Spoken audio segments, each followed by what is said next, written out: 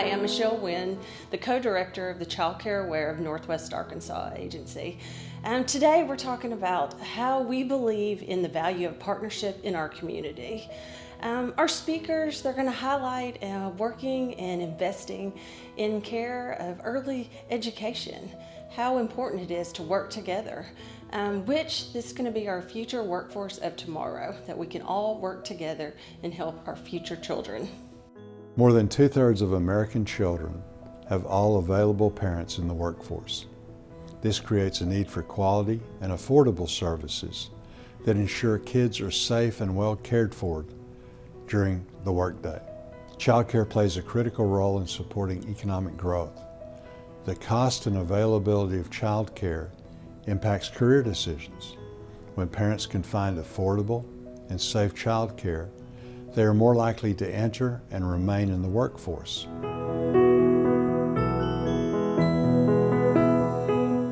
I think probably the biggest change that I've seen is there is a lot more knowledge about brain development and its impact on the economy and future and what we do with young children during the time that they are in early childhood. I see the local community coming together to build sustainable quality system by partnering up. We have got to work together for the common goal. Childcare has changed a lot. It's become much more institutionalized. It seems to be focusing so much more on the educational part of the child. You know, back when women started working, you found a family member or you found a neighbor that wanted to, take care of your child, and they just were an extension of the family. We do have a lot more programs that are serving children in high quality settings. Pre-K has expanded during that time to serve, about 25,000 children. We have improved the quality of child care through our Child Care Block Grant. But now they focus so much more on the development of the child, the success of getting them ready for school, the things that they're going to need for later in life. So I've seen a lot of improvements to access. There is still much work to do. There's certainly work to do for infants and toddlers and improving access to high quality for that population.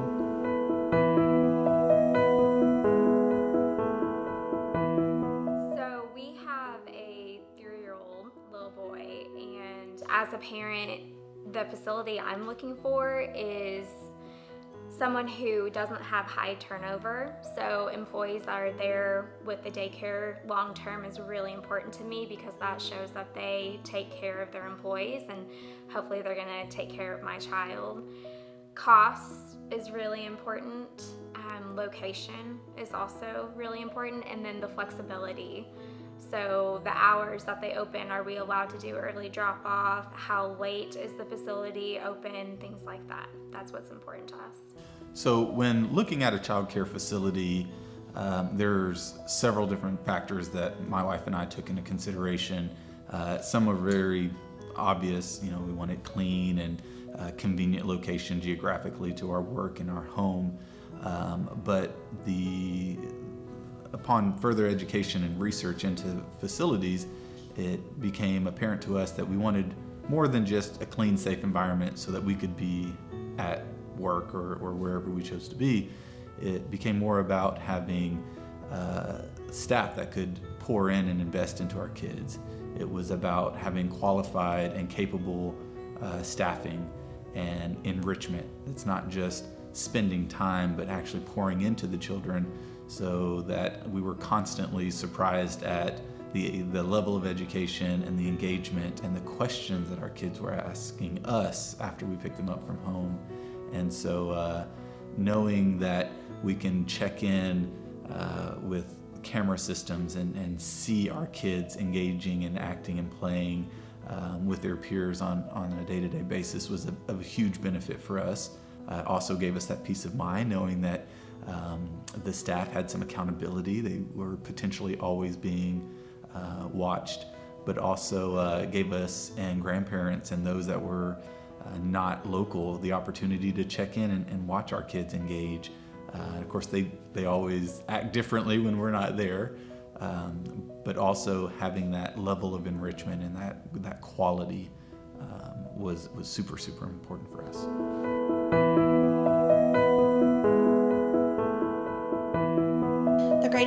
challenge I have seen as a provider throughout this pandemic is certainly that daily interaction with our families. We've had to move to that less personable greeting at the beginning of our day, and it's rushed through the form of a car rider line. So there's just minimal time there to really find out how the children's evening went, or if there's any changes within the family, if there's any needs that, they're not comfortable just telling that car attendant in the morning.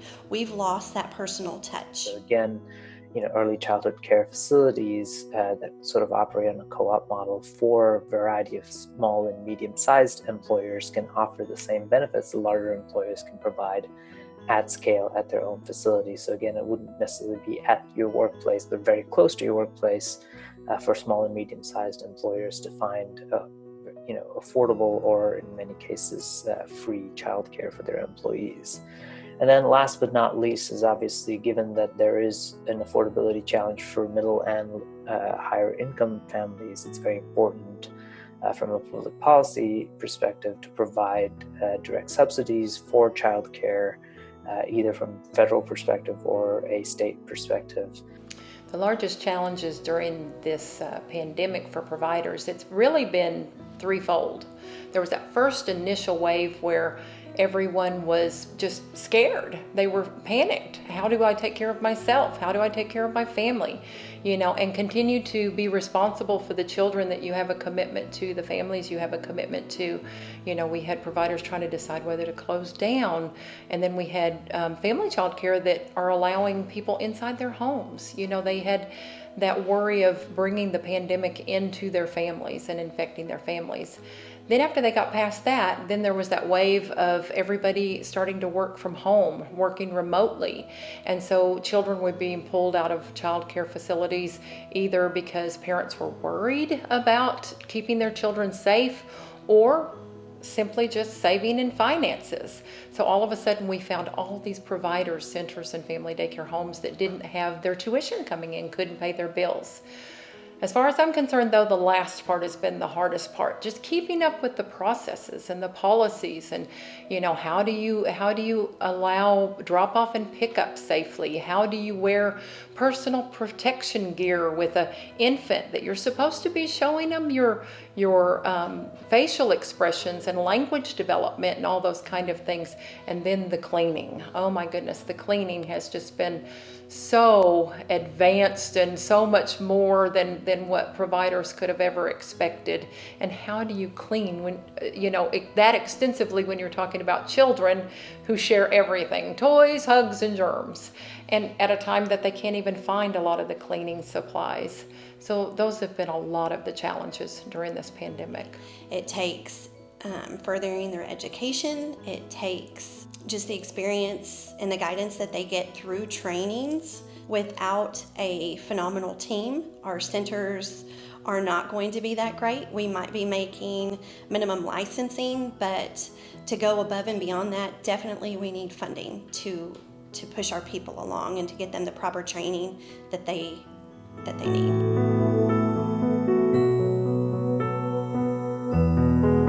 The greatest benefit to myself as a working individual and a working family household to having quality child care education is the investment into my child. The greatest benefit for me is going to be the ability to trust who I'm leaving my child with. So I want to have a good relationship with the child care workers, because at the end of the day, they're going to be the ones who honestly spend the most time with our child. And so trusting whoever I'm leaving my kid with is going to be the most important thing to me.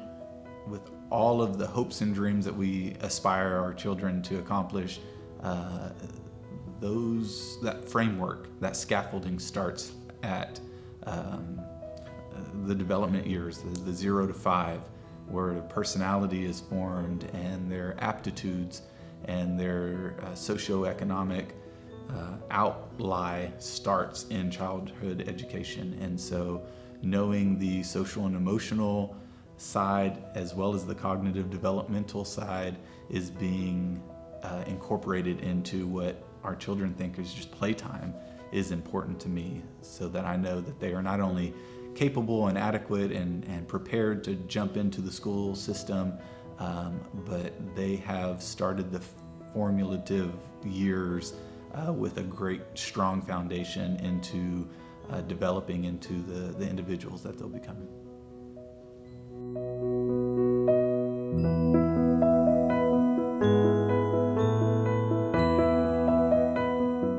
Federal, state, local, and charitable foundations have been working really hard to get sustainable child care.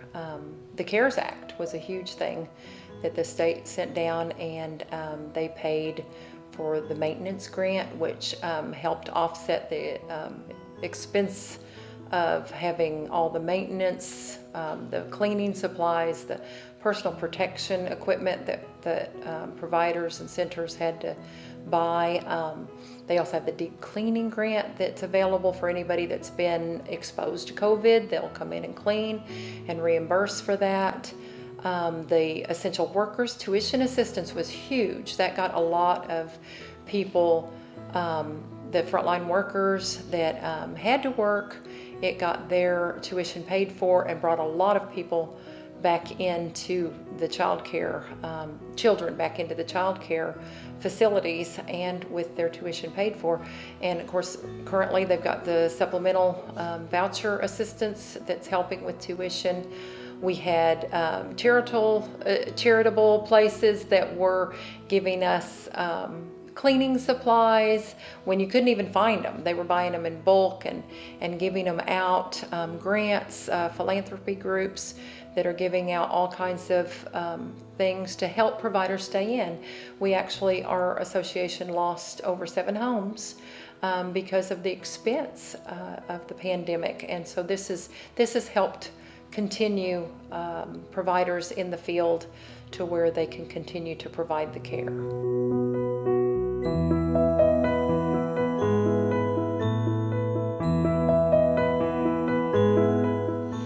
The qualities that I am looking for in my workforce is definitely their education levels, right? How much experience do they have really working in a classroom setting or with a child? When building a sustainable workforce in the child care field, people automatically jump onto the higher education. They think more training, higher education is going to create, a more qualified provider, teacher, and that will create more quality in child care.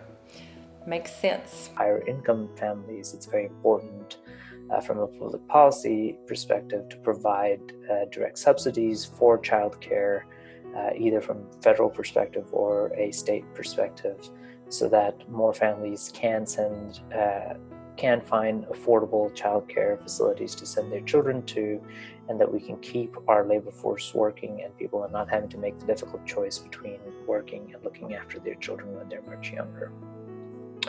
So I've gone through sort of a set of challenges that we face here in Northwest Arkansas and a set of opportunities that are available for us to address those challenges. On the flip side of that, I'm always open to somebody who's new and fresh out of school that I am able to train.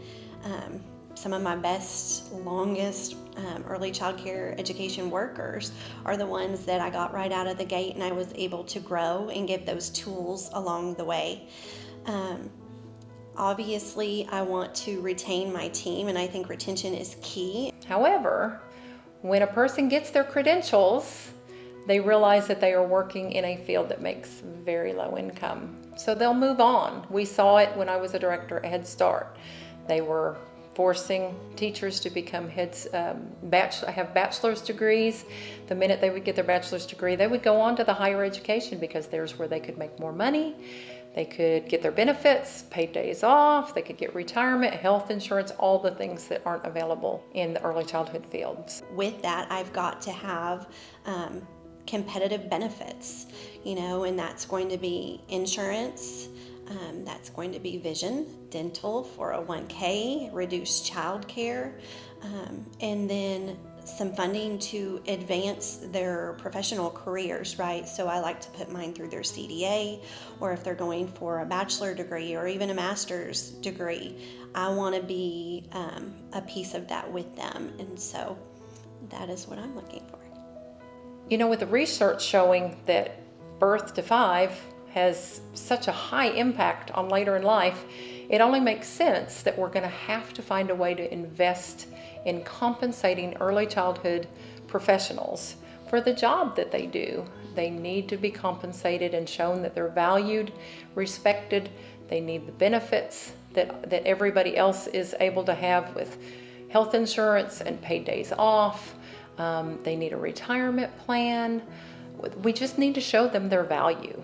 That's what's going to be important, is compensating them for the hard work they do.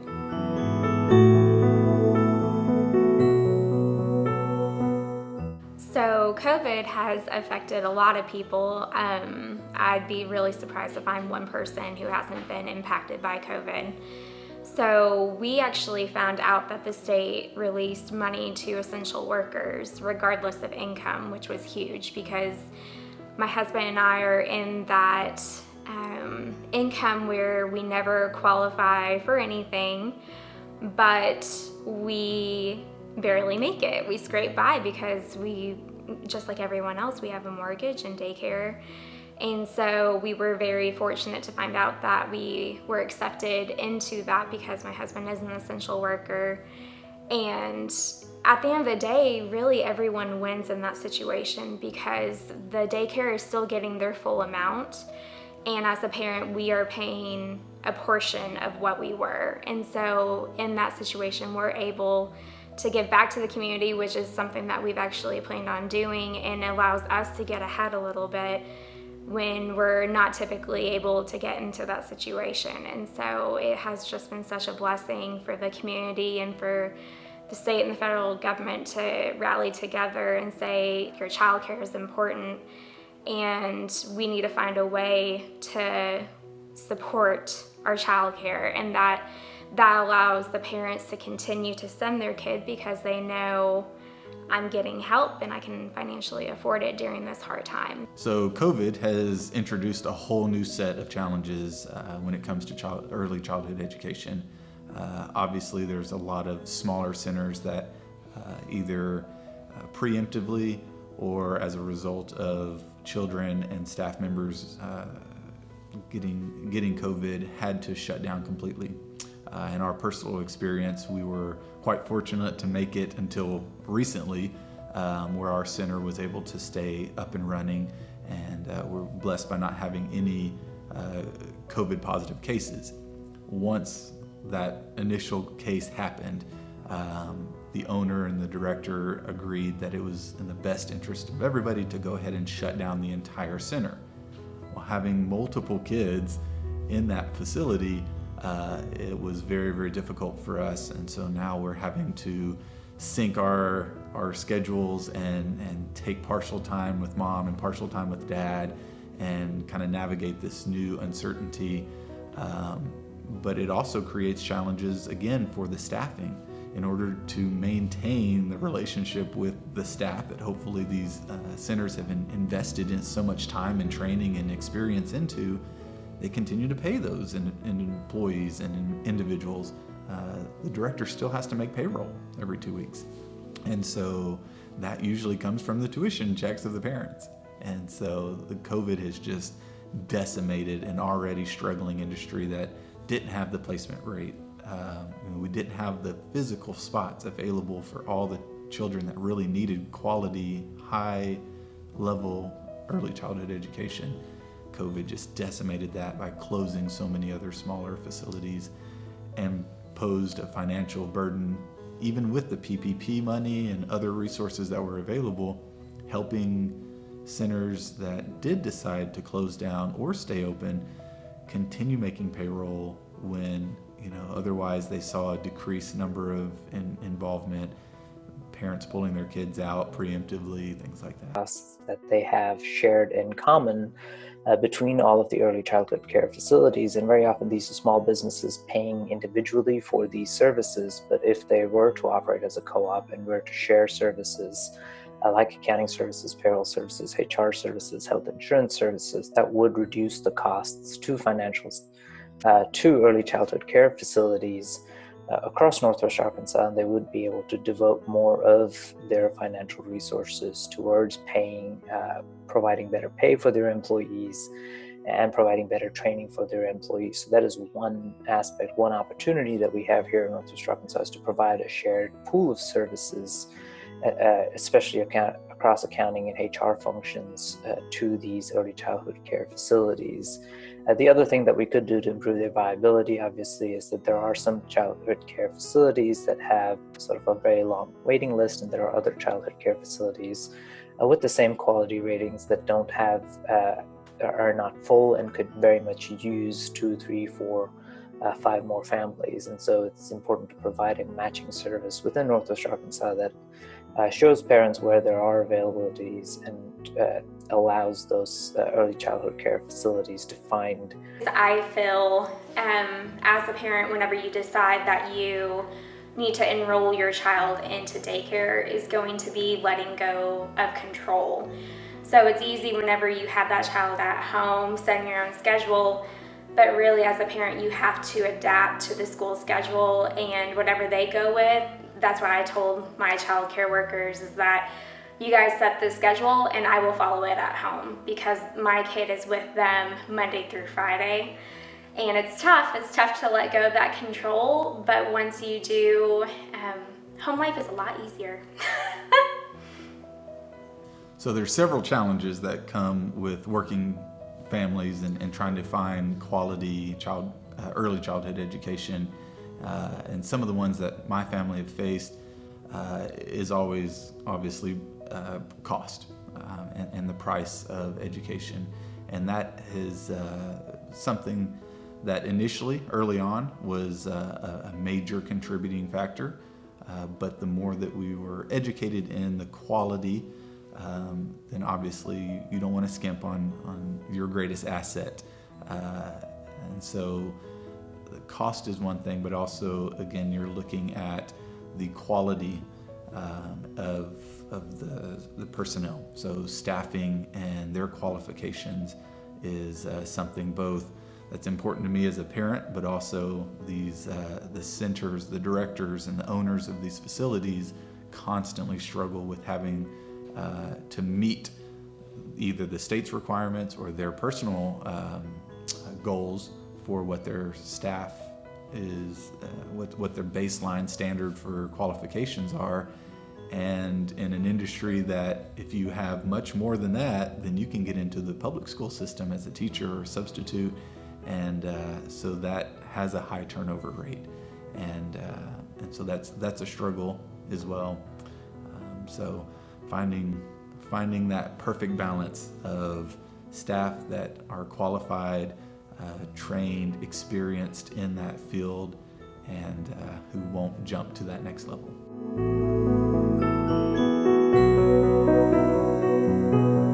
I see the local community coming together to build sustainable quality system by partnering up.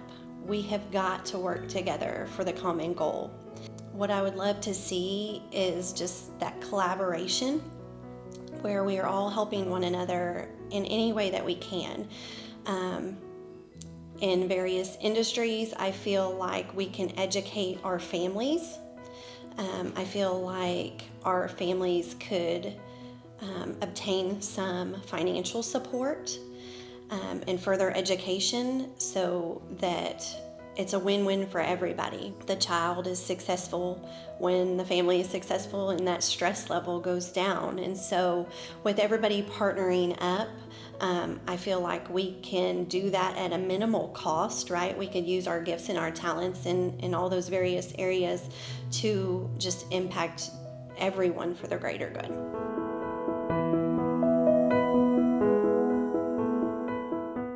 The support that's needed to keep providers open has to come from the public.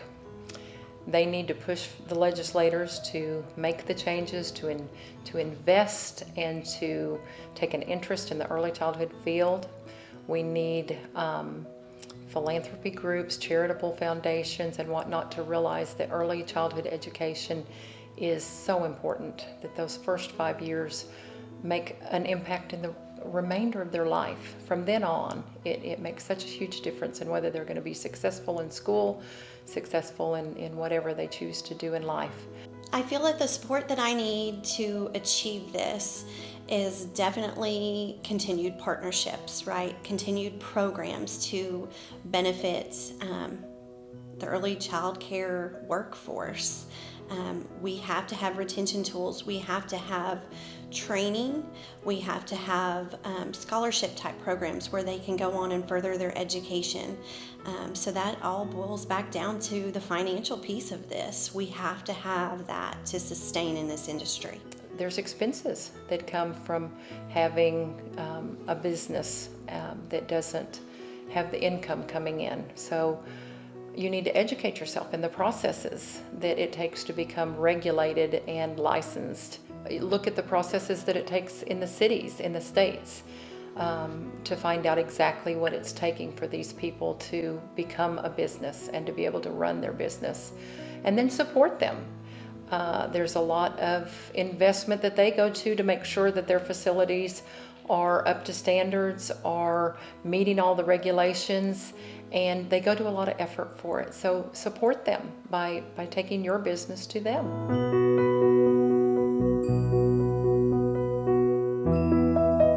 The other important piece of this is going to be that what we have seen happen in several other places around the country is that large employers that have the scale, that is, that they have enough employees with children, especially young children, provide on-site early childhood care facilities. So large companies across the country are doing this, where they have a childhood care facility for young children for their employees provided on-site. This alleviates some of the pressure on the other facilities. This alleviates some of the affordability issues, especially for employees working for larger firms. And it makes it very convenient for employees, especially pick up and drop off times, because essentially it is your workplace. When you go to work, you take your child with you, drop them off, and when you leave, you... So our family, just like everyone else in the country, we were struggling a little bit with everything going on with COVID. And since we do have a very honest and trustworthy relationship with our daycare and the director, she actually sent out a mass email to every family in the center and informed us of the essential worker voucher program, and that it was not income driven at all. It was just, if you have been an essential worker during COVID, then you were able to qualify for assistance, to where the state will pay part of your daycare and you pay the remaining. And so I've actually heard a lot of directors haven't even told parents, and that's really surprising, because at the end of the day, everyone wins in that situation. And so it's so important to have that trusting relationship with your child care provider. And it's good as a parent to know that they have our backs as well. It's not just them bringing in money. They care about the families that they're serving as well. And so that's the most valuable thing to me, is knowing that they care for us just as much as we care for them. So as a two-income family with mom and dad both working, we've definitely had to consider the financial aspect and make decisions based off of those as it relates to childcare, especially with two children, both at the same center. We've had to run the numbers and say, what is that break point where the financial cost to have two kids in a child care facility is X amount on a monthly basis or a yearly basis, and at what point are we going to work just to support childcare? And at that point, one of us could stay home and enjoy that. Leave with your child from your workplace. It also allows parents to spend more quality time with their children. So when they're on breaks at work, they can visit their children at the early childhood care facility. So there's a lot of programs across the country that various large corporations have done that are very successful in providing early childhood care on site for their employees. And so that obviously is a lot easier for large corporations to do with scale, but that doesn't mean that medium-sized and similar services, again, we have considered at times maybe we should look into something less expensive. And just the few nights that we thought that, we were just laying awake and could not sleep because the sense of comfort and trust that we have in our daycare, because we have an app where we can pull up and communicate with the teachers and the directors. We actually have cameras in our daycare, so we can check on our child if we're longing to see them and to see them playing or seeing them get in trouble. But it's very important to, I would say in a sense, make that sacrifice and make sure that you're investing in your child, because they are the future of our country and of our world. And so it's very important to make that sacrifice and to give everything we can so we can have a brighter future. As in smaller companies, offices are placed in large office parks or areas where there are a lot of different office parks. The perspective of again, seeing childhood education, especially in the early childhood center that we're in, as an investment for our kids, and the resources that are there are well beyond anything that my wife or I could provide. So in a day and age where the more kids you get, the more expensive it gets, and you get closer to that threshold of, well, maybe one of us should just be a stay-at-home parent and kind of be the advocate for our child's education. We know that we couldn't even start to touch the level of qualifications and education training and the hours upon hours of information and experience that the staff and the educators that are with our kids at the center are capable. That level of enrichment, we just couldn't match that. So even when it comes to a financial, it's hard to write that check sometimes. Quality to me is every single thing that we do each day for these children. It is going above and beyond minimum state licensing. It is making those connections with our families and with our community partners. It is giving these kids best practice. It's their environment. It's the guidance and supervision.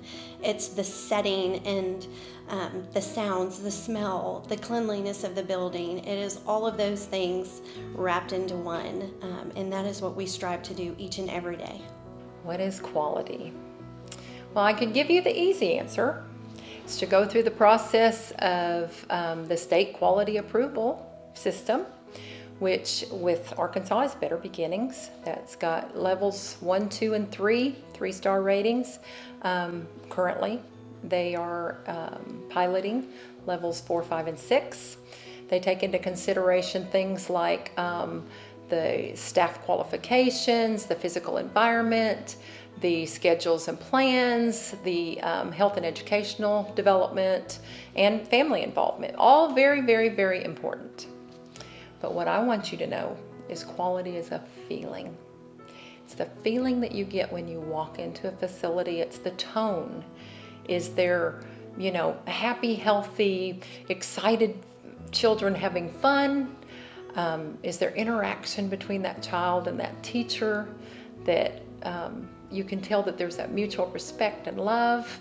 Is there activities going on that you can tell were purposely and intentionally made for the children to help them feel successful, but also help them develop on into the next level of their achievement? Is there just that feeling of family? Is it just the extension of the family? Because if you can feel that quality inside that facility, you have the safest, healthiest, happiest place for a child to be other than your home. We would like to thank all of those who participated in our endeavor to show the impact of quality care in our community. Get involved, contact our office with the information showed below.